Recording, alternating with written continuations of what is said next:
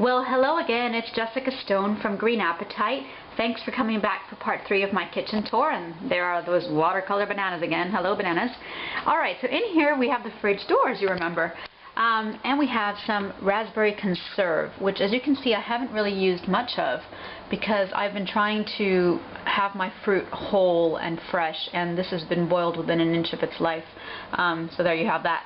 And then we have some vegetarian curry paste. This is an interesting product. Now in London we have so many wonderful ethnic markets, so we can get all sorts of things.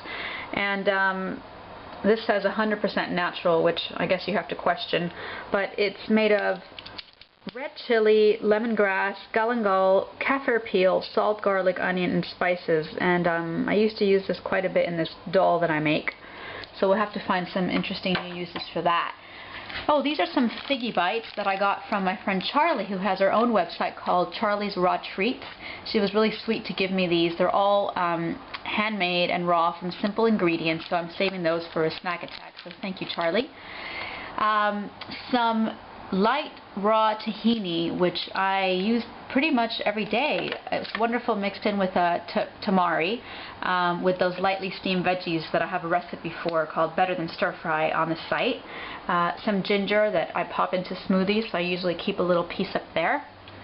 Some olives. Now olives are interesting because I didn't realize until just a little while ago that, well, a few weeks ago, that they're not really raw, which of course you don't have to be obsessed with thinking that everything must be raw. I mean, I don't do that, but it's just good to know where everything comes from, of course. And these of course aren't, because they are soaked in brine. And interestingly enough, this company called the Raw Greek sent me some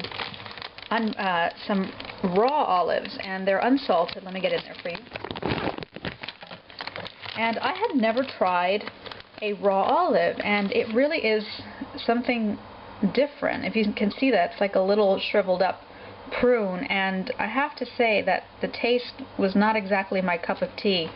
Maybe I need to get used to it, or maybe we're not meant to eat stuff that doesn't taste good straight off of the tree. I mean, that's one theory which I'm really looking into these days. Alright, and then we have some organic apple cider vinegar, which I blend with Dijon mustard to make the salad dressing that you see in here. So it's good to make your own salad dressings rather than getting them from a bottle. Always good to know what goes into your stuff. Some Bragg's liquid aminos, good for spraying on veggies and stuff like that. Alright, down here, goji berries. Now, I don't really like the taste of these little guys very much, but I do like to throw them into smoothies sometimes, often with pear and romaine lettuce, and I'll show you that in a bit. Okay, so the big controversial word, superfoods. As I mentioned in the fridge tour, there's the fridge, another big juicy watermelon. The real superfoods are fresh, ripe, whole fruits and veggies, especially greens and fruits. So something like maca, which we've been hearing a lot about lately, I mean, I jumped on that bandwagon, but you know what? I have to question myself because, again, it is a powdered food. It's not whole, and we should really be looking into these things before we spend our money on them. So I've been adding them into smoothies, but this is one food that I really need to investigate more. Some ketchup, which I also haven't used much of. Rice vinegar, also haven't used much of lately. I mean, this is still, as I said, a kitchen in transition as I switched over to a high raw diet a few months ago.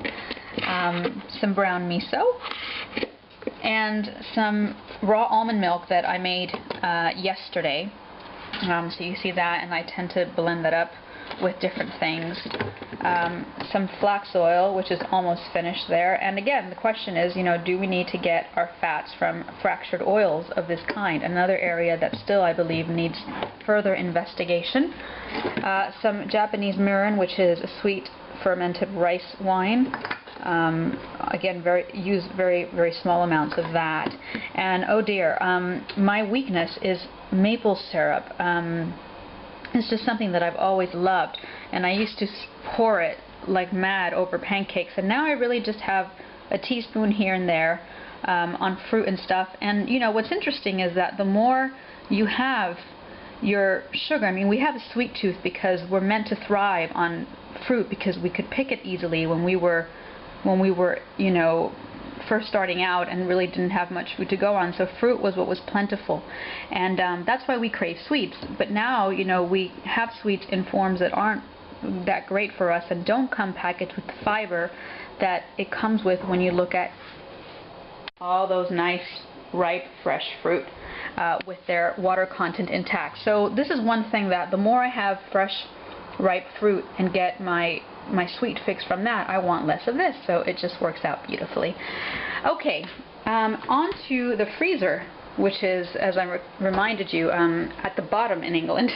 And first drawer is quite interesting because, well, we have ice cubes in there. We also have some sunflower seeds because I seem to have a lot of them, so I froze some. This is something that I put away into the freezer when I was starting out, switching over to a high raw diet, and haven't touched. And not to say anything bad about the food doctor, but you know, you hear that about 85%. I heard this at Brian Clements' lecture this weekend here. Of the stuff you find in health food stores is actually not very healthy for you. Now, I'm not saying that this is unhealthy, but I'm just saying that it is made of wheat, and wheat is probably one of the most denatured products that we have nowadays. So again, something that needs to be looked into a whole lot more, and I don't know if I will touch that or not, but it's in there for now. And this is a crazy mad spree that I went on a couple of months ago where I went to a fair and they had all these munchie seeds. This mix of roasted sunflower, pumpkin, sesame, linseed, flax, hemp, and rape seeds with a dash of savory sauce. Now, as we've talked before, seeds and nuts are fats, and the minute that you heat fats, those oils in them change their structure, and when you expose them to the air, then they can go rancid, which is partly why I've frozen them here. And I don't know why I bought that many, but as you can see, they're not being used at the moment. Oh, my favorite drawer is the fruit drawer. Now, this is the smoothie heaven section. Now, I don't usually freeze cucumbers, but I did on this occasion because I had a lot of them. I bought them on special. So it was about 2 for £1, which is about $1.60. So I cut some up and froze them for putting into smoothies, but they might need to be defrosted a bit first. Those pineapples that you saw sitting on top of my stove last week have now been turned into chunks that, again, are waiting to go into my Oh Happy Day smoothie, which you can find the recipe on the site. Some pears I froze as well, and pears I normally blend up with romaine lettuce and some ginger and some goji berries, as I mentioned earlier. And of course all those wonderful strawberries, frozen tops and all, because we like to get our greens in as many places as possible. Okay, and finally the bottom drawer. Now here's another good example of kitchen in transition. I went to a vegan fair a couple of months ago, and again, one of those places where you think, oh, it's got to be healthy, but just because you're going to a place that's, you know, that's raw or that's vegan doesn't necessarily mean that the food there is going to be healthy. You tend to find a lot of fat, actually, which is not great for us, as you can imagine. So I bought like this crazy huge bag of veggie sausages for like £3. That's not even half of it. There's tons of them.